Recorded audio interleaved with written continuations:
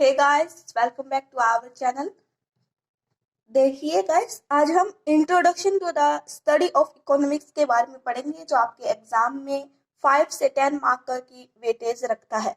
तो ऑब्जेक्टिव्स यही है इसके कि इकोनॉमिक्स का मतलब क्या है, पॉजिटिव और नॉर्मेटिव इकोनॉमिक्स क्या होते हैं, उनके बीच का डिफरेंसेस क्या है, इसका मतलब बिटवीन है, ठीक है। और माइक्रो एंड माइक्रो इकोनॉमिक्स क्या है, उनका डिफरेंस क्या है, और उनके कौन से ऐसे कंपोनेंट है जो माइक्रो एंड मैक्रो इकोनॉमिक्स के बीच में डिफरेंसेस शो करते हैं। और सिग्निफिकेंस बतानी है या इम्पोर्टेंस कह सकते हैं हम माइक्रो एंड मैक्रो इकोनॉमिक्स की। फिर हम रिलेट करेंगे कि माइक्रो एंड मैक्रो किस तरीके से इंटरडिपेंडेंस है। तो without delay go further the video. देखिए गाइस, साथ के साथ नोट करते रहे, आपको अच्छे से समझ में आएगा। तो मीनिंग क्या है इकोनॉमिक्स का, देखिए।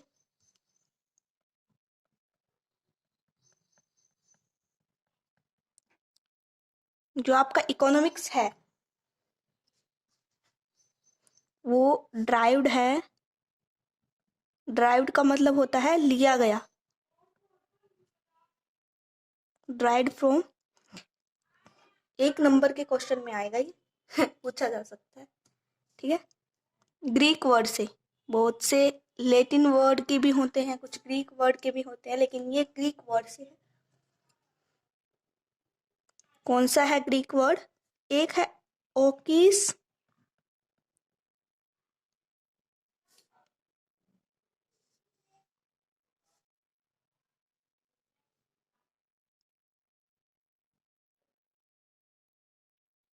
पेन नहीं सही से वर्क कर रहा,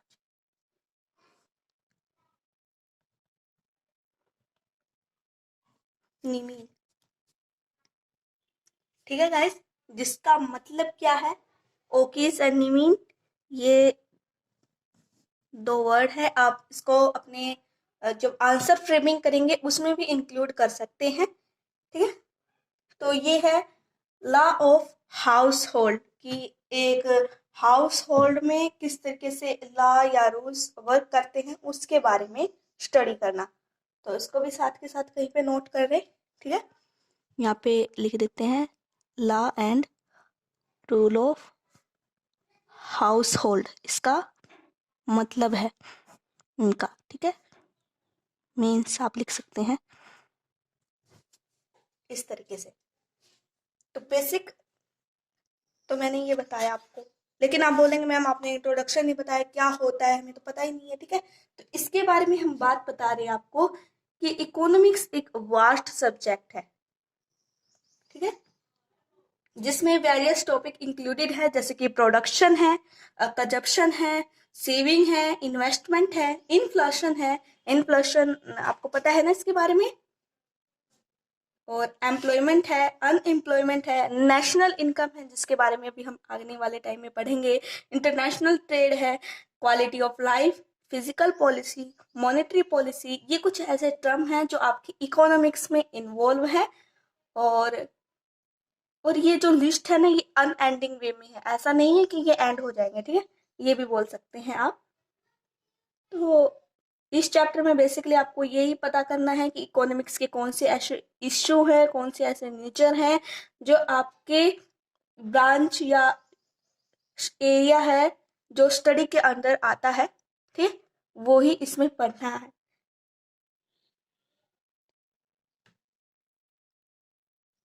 तो फिर हम बात करते हैं, economics therefore is concerned with not just how a nation allocate its resources to various uses। Economics में ये बात नहीं की जाती कि किस तरीके से ये वहाँ के जो पीपल है किस तरीके से रिसोर्सेस का यूज करते हैं, बल्कि but it deal with the process of which the productive capacity to these resources can be further use. ये भी देखा जाता है कि किस तरीके से प्रोडक्टिव वे में वर्क किया जाता है रिसोर्सेज का, ठीक है। ये भी इसमें इंक्लूडेड है।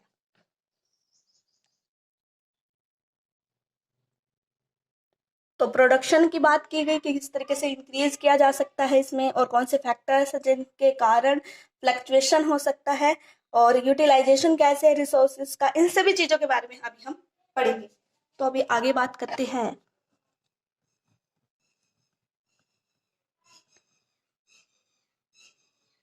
Economics is the pen lag कर रहा है भाई। साइंस विच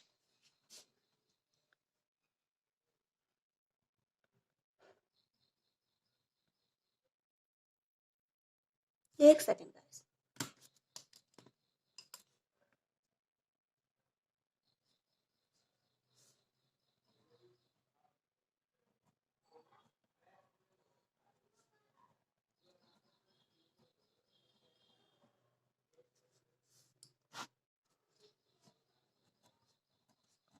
आप भी साथ के साथ नोट करें।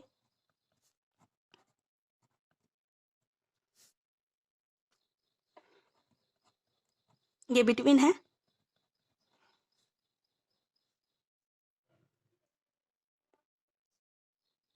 ये नहीं आएगा। एंड्स एंड स्केयर मीन्स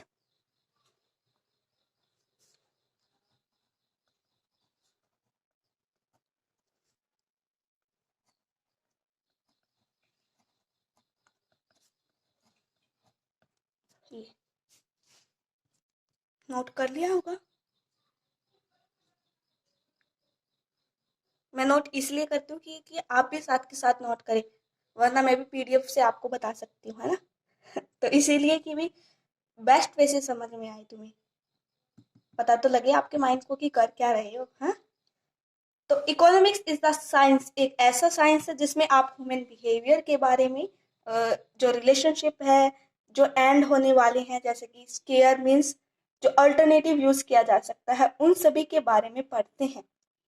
ये एक आप वैसे बेसिक बिल्डिंग करने के लिए कंसेप्ट को ये मैंने आपको बताया है, ठीक है।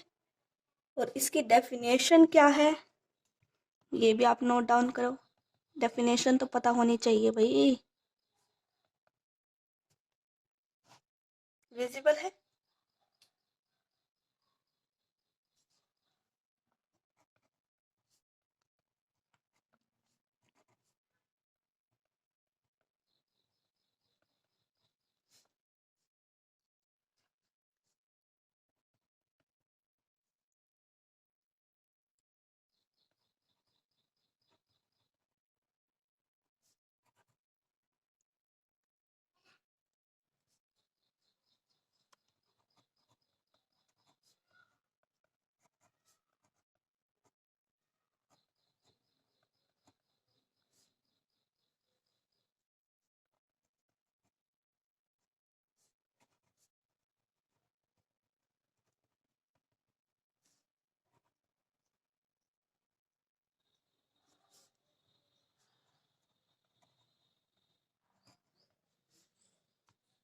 देखिए गाइस, ये एक ऐसा स्कोप है इकोनॉमिक्स का जिसमें प्रॉब्लम ऑफ चॉइस अराइज हो सकती है। प्रोग्रेसिव है क्योंकि ये प्रोग्रेसिव का मतलब ये है सर्वव्यापक, शुद्ध हिंदी में बोले तो ये बोल सकते हैं कि हर जगह, ठीक है। इन एरियाज ऑफ कंजप्शन या प्रोडक्शन की बात की गई है इसमें, चाहे एक्सचेंज करना हो, ठीक है। तो ये इसका एक डेफिनेशन है, किसके द्वारा बताया गया है, ये रोबिन के द्वारा, ठीक है। उन्हीं के द्वारा जो है ये डेफिनेशन दी गई है। आप बोलोगे मैम एग्जाम्पल क्या है, क्या एग्जाम्पल भी कोट कर सकते हैं हम? बिल्कुल कर सकते हैं, अभी लिखो।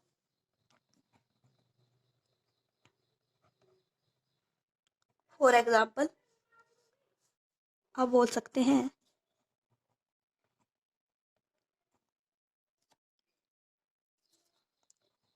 ए कंज्यूमर हैज टू चॉइस, या चूज बोल सकते हैं, that combination of goods and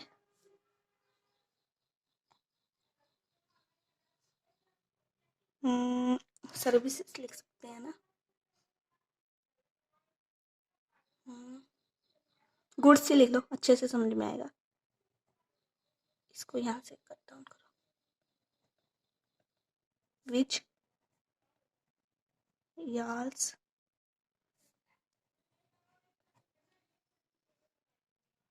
consumer, ठीक है। आप पूछोगे मैम किसका सेटिस्फैक्शन, कंज्यूमर की बात की गई है ना।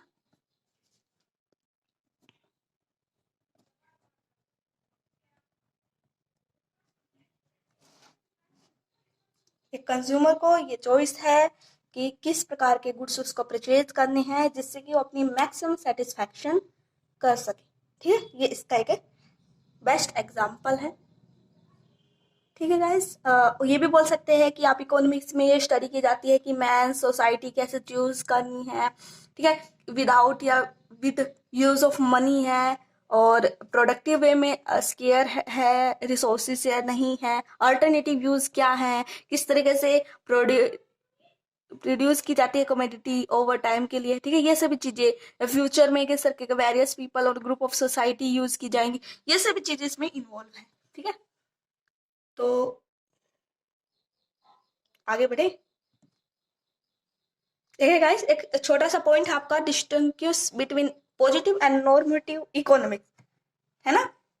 तो इसी के बारे में अभी हम बात करेंगे। विजिबल है, हाँ जी है, बिल्कुल है। चलो, तो हम क्या बात कर रहे थे, पॉजिटिव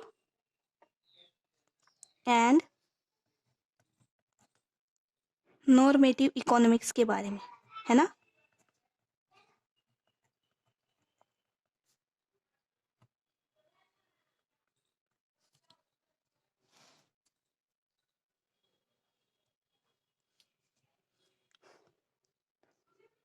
तो लिखो पॉजिटिव इकोनॉमिक्स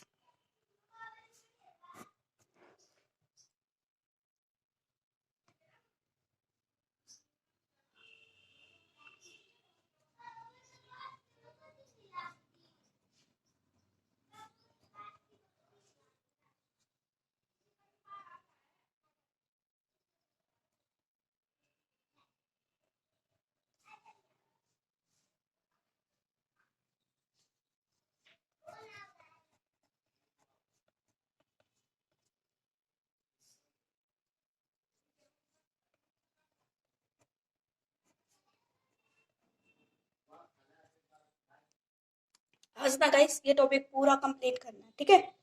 तो पॉजिटिव क्या है, एक ऐसा फिनोमिना जिसमें हम ये स्टडी करते हैं कि व्हाट इज, जो फैक्ट्स है ना उनके बेस्ड है, अभी बताएंगे इन सभी के बारे में, ठीक है। एक बार नॉर्मेटिव के भी बारे में लिख लो, नॉर्मेटिव इकोनॉमिक्स, विजिबल है ना, हाँ पता नहीं लगता कैमरे का। ये डील करता है द इश्यू ऑफ, यहाँ लिख देते हैं, आप लिख सकते हैं it deals the issue of what ought to be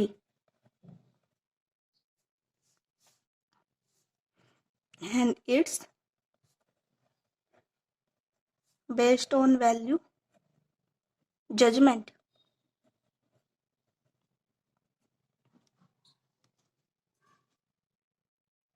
यही था ना।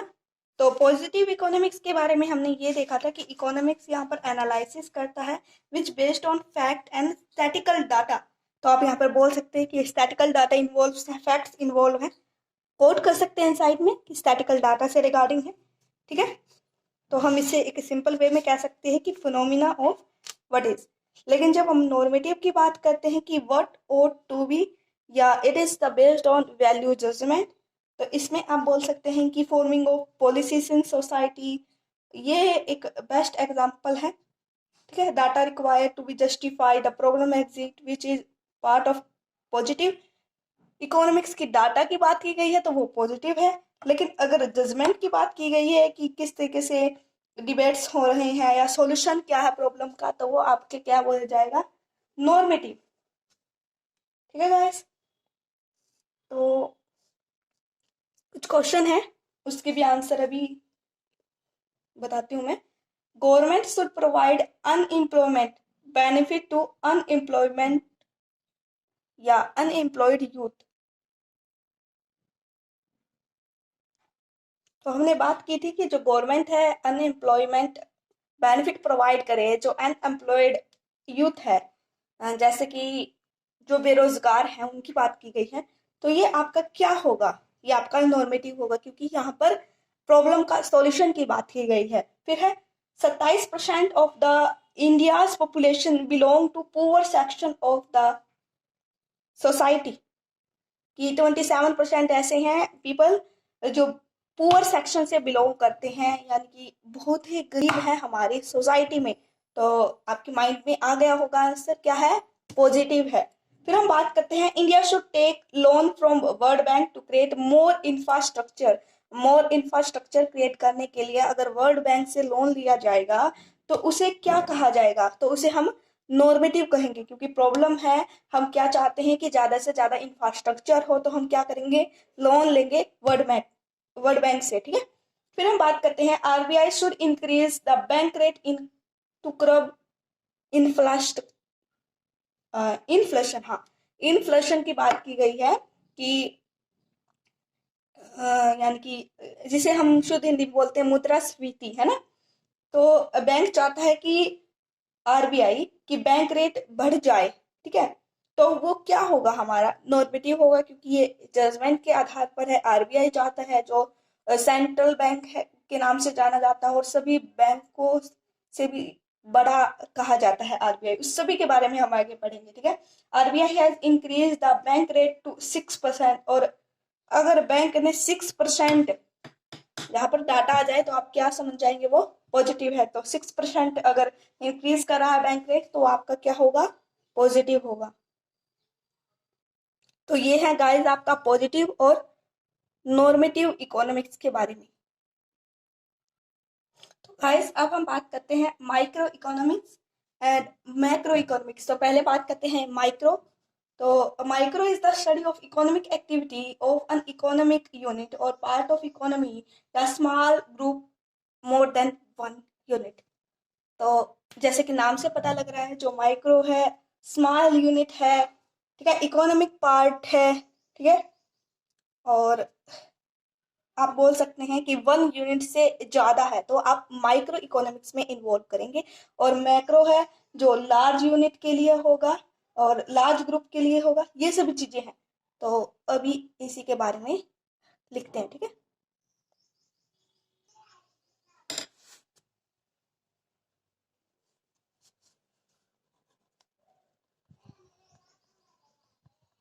तो इसमें हम स्टडी करते हैं इकोनॉमिक एक्टिविटी। कौन सी इकोनॉमिक एक्टिविटी भाई,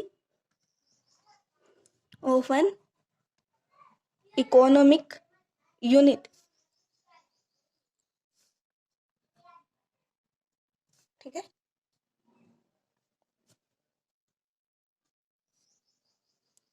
तो ब्रैकेट में लिखेंगे पार्ट ऑफ, जो आपका पार्ट है इकोनॉमिक का, ठीक है, इस तरीके से है, या आप बोल सकते हैं स्मॉल ग्रुप है, ठीक है। स्मॉल ग्रुप जो मोर देन 1 यूनिट, वो आपका क्या है, माइक्रो है। अभी हम मैक्रो की बात करते हैं। आपको साथ के साथ फिर डिफरेंस क्लियर होते जाएंगे ना माइंड में, इसीलिए ये एक बोल सकते हैं ब्रांच ऑफ इकोनॉमिक्स है जहां पर हम स्टडी करते हैं द एग्रीगेट्स ऑफ या इकोनॉमी ऑफ होल, की होल इकोनॉमिक की जिसमें स्टडी की जाए वो आपकी मैक्रो है। ये तो मैंने शॉर्ट फॉर्म में बता दिया, लेकिन आपको कुछ ऐसी चीजें हैं जो पता होनी चाहिए, जैसे कि जो माइक्रो है आपका ये ग्रीक वर्ड से लिया गया है, ठीक है। आप बोल सकते हैं एग्जाम में तो कहाँ बोलोगे, आपको लिखना पड़ेगा, है ना। तो आप बोलेंगे drive from the Greek word micros which meaning small. तो माइक्रोस जिसका मतलब क्या है, स्मॉल। आंसर फ्रेमिंग करेंगे तब तो आप राइट डाउन करोगे ही, तो इसीलिए आपको ये पता होना चाहिए। तो और क्या हो ऐड कर सकते हैं आप इसमें, तो इसमें ये बोल सकते हैं the study of economy which deal with the decision making by any individual farm house hold with the respect of matters of production consumption या प्राइसेस इन मार्केट। तो ये सभी चीजें आपकी किस में है, माइक्रो में है। ये इंक्लूड कर सकते हैं जिसमें आप ऑप्टिमम एलोकेशन ऑफ रिसोर्सेज की बात करते हैं, कंज्यूमर की है, प्रोड्यूसर की है, और जहां पर आपका डिमांड एक्सेस या सप्लाई जो है एक्सेस नहीं होनी चाहिए ना, उसी के बारे में बात की गई है। जब सेंट्रल प्रॉब्लम्स की, हाँ ये आप कोट कर सकते हैं एग्जाम्पल, और एग्जाम्पल के तौर पर आपको सारी चीजें रिमेम्बर हो जाएंगी। कहाँ पे लिखें कहाँ पे लिखें, यहाँ पे देख लेते हैं क्योंकि यहाँ पर मैक्रो का तो लिखना है। तो यहाँ लिखेंगे, ये भी इन्वॉल्व करो, the analysis of the three centre problem.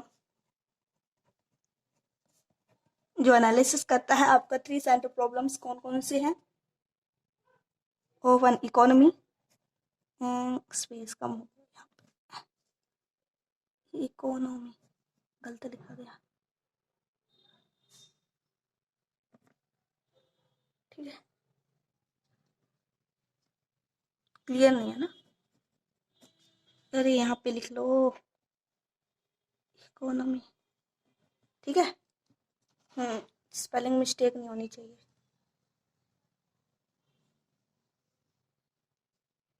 तो कौन से हैं, पहला है आपका ये point, what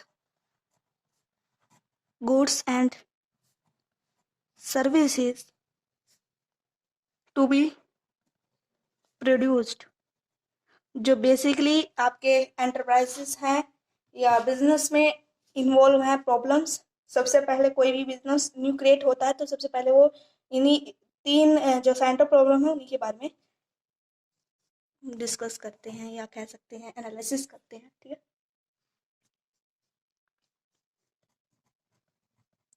how to produce, यहाँ पर गुड्स और सर्विसेज की बात की गई है, ठीक है।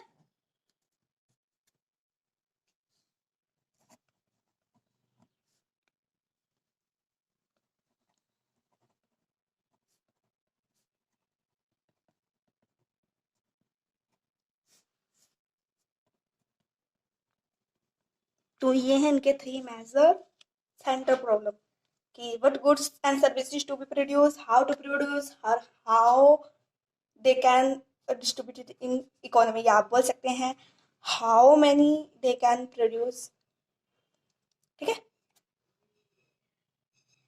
तो गाइस अब हम बात करते हैं मैक्रो इकोनॉमिक्स की।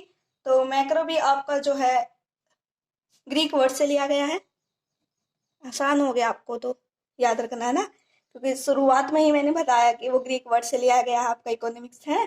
तो इससे आपको ध्यान रहेगा कि ये सारा ग्रीक वर्ड से ही है रिगार्डिंग इसमें। तो ये मैक्रोस है जिसका मतलब क्या है, लार्ज, ठीक है। ये है आपका मैक्रो। तो मैंने बता दिया लार्ज है, और इसे theory of income and employment भी कहा जाता है। किस लिए कहा जाता है, क्योंकि इसमें होलिस्टिक और मैक्रो इकोनॉमिक स्टडी डेवलप्ड हुई हैं, उन सभी चीज़ों के बारे में इकोनॉमिक्स में डिस्कस किया गया है। तो इसीलिए इसे बोला जाता है theory of income and employment. और ये बोल सकते हैं कि इसमें एनालिसिस किया जाता है अलग अलग यूनिट्स का जो कॉम्बिनेशन है, जिसमें कंप्लीट पिक्चर इकोनॉमिक सिस्टम की है, जिसमें हम economic affairs in large scale के बारे में स्टडी करते हैं, ठीक है। जिसमें हम क्या इंक्लूडेड कर सकते हैं, तो एग्रीगेट लिखवाया ना मैंने आपको, हाँ। तो एग्रीगेट में आप क्या इन्वॉल्व कर सकते हैं, एग्रीगेट वेरिएबल जैसे कि component of output, price level, employment operate in a economy. तो ये सभी चीजें हैं और जो इंडिकेट करते हैं cross relationship with each other, ठीक है। तो हाँ, तो आप इसका एनालिसिस लिख सकते हैं, इसमें क्या एनालिसिस किया जाता है।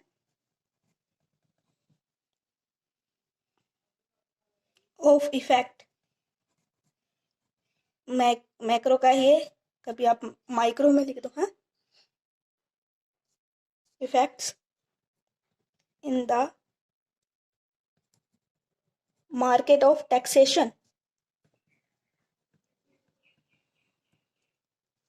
मैं इसीलिए बता रही हूँ क्योंकि ये 5 नंबर में आ सकता है,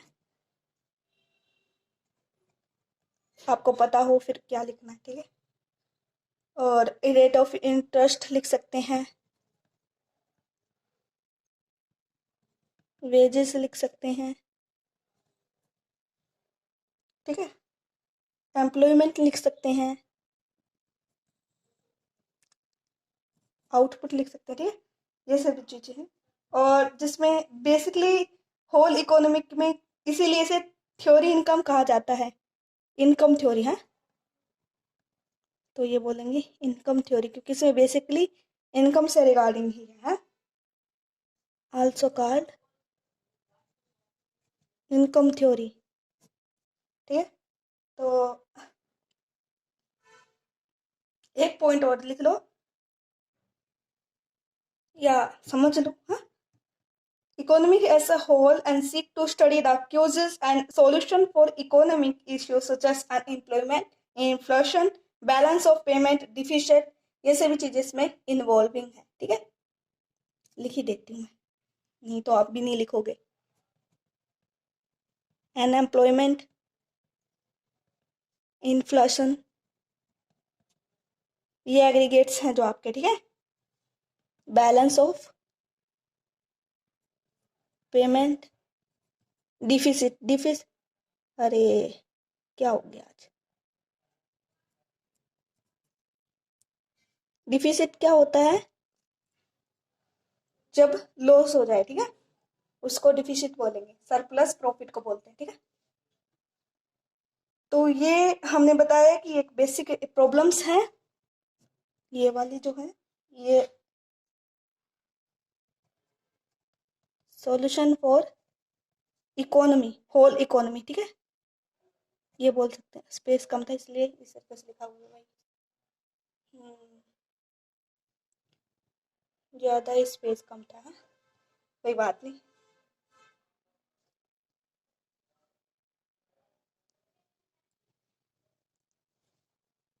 एक छोटा सा टॉपिक रह गया गाइस आपका,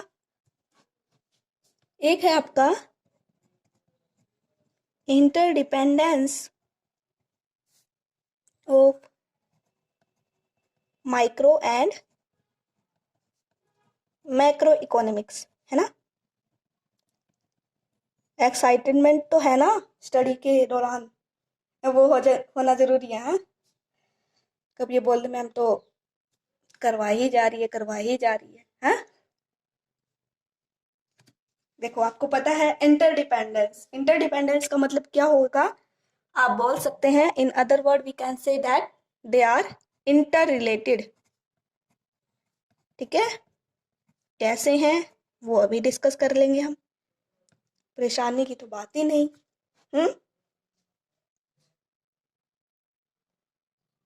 तो यहीं पे नीचे नोट डाउन कर देंगे, क्या होगा, लिखो आल माइक्रो इकोनॉमिक्स, जो सभी आपके माइक्रो इकोनॉमिक्स हैं, study can help to in a better understanding, तो हम लिख सकते हैं help to better understanding,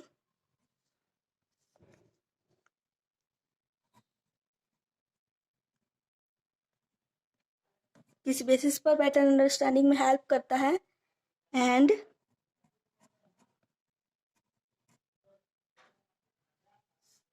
analysis करना है ऑफ मैक्रो इकोनॉमिक्स का,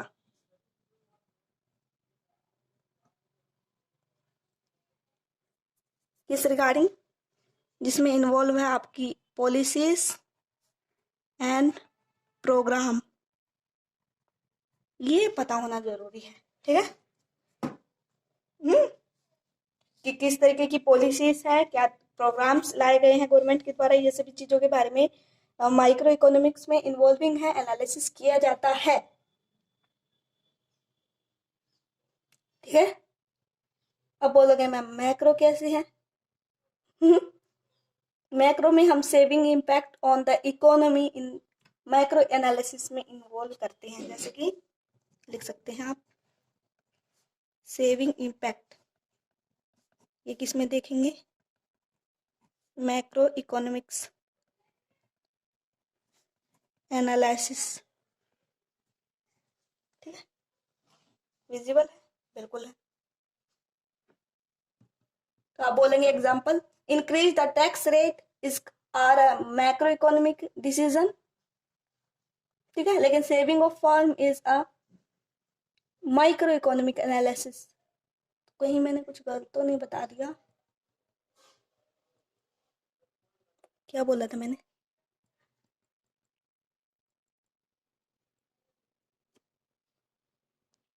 अच्छा अच्छा, सही बताया था अभी मैंने, है ना? मैंने सोचा कहीं गलत बता दिया। तो क्या था एग्जाम्पल? ये था कि इंक्रीज टैक्स रेट और मैक्रो इकोनॉमिक्स जिस पर डिसीजंस वगैरह इंक्लूडेड हैं, जो इम्पैक्ट करते हैं आपके सेविंग ऑफ फॉर्म में, जिसे माइक्रो इकोनॉमिक एनालिसिस बोल सकते हैं। और फर्दर ही हम ये बोल रहे हैं कि saving impacts the economy is macro economic analysis, यानी कि अभी हमने बोला कि ये माइक्रो भी है और अभी हमने बोला ये मैक्रो इकोनॉमिक्स एनालिसिस में भी इन्वॉल्व है। तो कैसे है उसी के बारे में अभी मैं बता देती हूँ आपको। जैसे कि प्राइस क्या है कमोडिटी का, बायर और सेलर का प्रोसेस क्या है प्राइस डिटर्मिनेशन का, वो आपका इसमें इन्वॉल्विंग है। ठीक है, तो जैसे कि study of each group of production unit and all the sector taken all together in a macro economic. लेकिन जब हम प्रोडक्शन की बात करते हैं तो वो मैक्रो इकोनॉमिक में इन्वॉल्विंग है, लेकिन माइक्रो में क्या बात की गई है? माइक्रो में ये है कि एक इंडिविजुअल यूनिट कितना प्रोडक्शन कर रही है और कितना ग्रुप्स कर रही है। ठीक है, तो एक आल की बात की गई है तो वो मैक्रो हो जाएगी, लेकिन एक इंडिविजुअल की बात की गई है तो वो माइक्रो होगी। ठीक है, कभी आप बोलो मैं मैक्रो बोल रही हूँ, गलत नहीं बोला मैंने। तो आज ही हो जाएगा आपका ये 5 से 10 मार्क्स का। ठीक है, तो क्या था, एक छोटा सा कंसेप्ट रह गया आपका, सिग्निफिकेंट डिफरेंसेस बिटवीन। ये थोड़ा सा कंफ्यूजिंग करने वाला टॉपिक था, है? ये रॉन्गली लिख गया। Differencing between micro and macro economics.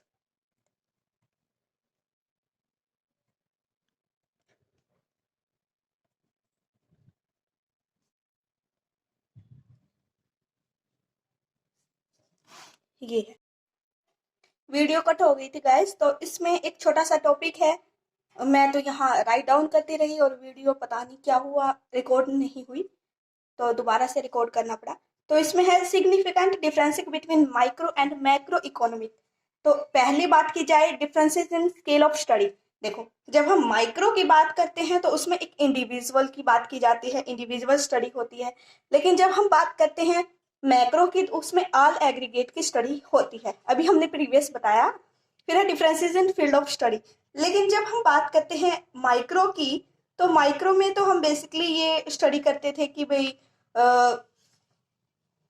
Policies क्या है, प्रोग्राम क्या है जो आपके गवर्नमेंट के थे। ठीक है, इकोनॉमिक एक्टिविटीज क्या है, ऑप्टिमम रिसोर्सेज का यूज हो रहा है या नहीं हो रहा है, किसी भी इंडिविजुअल फर्म की बात की जाए। ठीक है, तो इसमें तो हम ये स्टडी करते हैं माइक्रो में। लेकिन मैक्रो की बात की जाए तो उसमें पूरा एनालिसिस करते हैं कि किस लेवल की पॉलिसीज गवर्नमेंट के द्वारा पर्टेन की गई है, इनकम के रिगार्डिंग, एम्प्लॉयमेंट के रिगार्डिंग, या ग्रोथ की जा रही है रिसोर्सेज की या नहीं हो रही है, वो आपके differences in field of study में इंक्लूडेड है।